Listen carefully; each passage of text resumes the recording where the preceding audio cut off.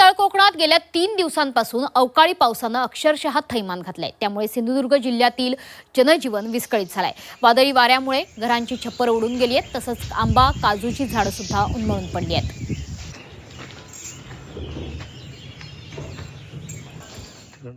तीन वाजता संपूर्ण कावला बिला फतरे सगळा गेला। मोठीच जीव घेण्याचा घरभर आमचा पाण्याने भरला। नुकसान आमचा सगळा तुम्ही ह्या करू काय देऊ काय, सगळी कुपळान पडली, सगळा पाणी बिनी भरला आणि घरात आम्ही कसा राहणार। ते हेतूर मागे झालं तेव्हा सुद्धा आमका काय दिलाच नाही तुम्ही। मागच्या खेपे झाला तेव्हा मी गेले आमका नाही सांगले। या ठिकाणचा आढावा घेतलाय आमचे प्रतिनिधी उमेश परब यांनी।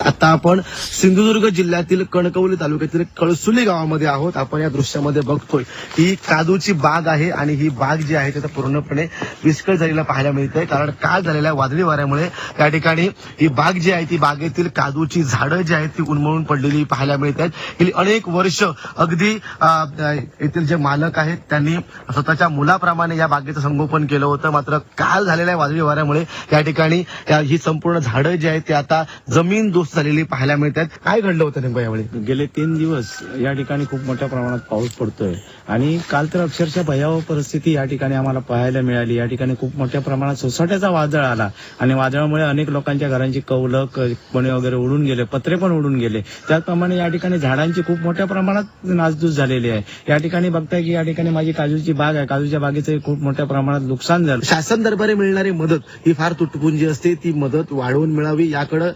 शासनानं गांभीर्याने लक्ष द्यावं अशी आर्त हाक शेतकरी देताना पाहायला मिळतात। कॅमेरामन विक्रांत परबसह उमेश परब, झी मीडिया, सिंधुदुर्ग।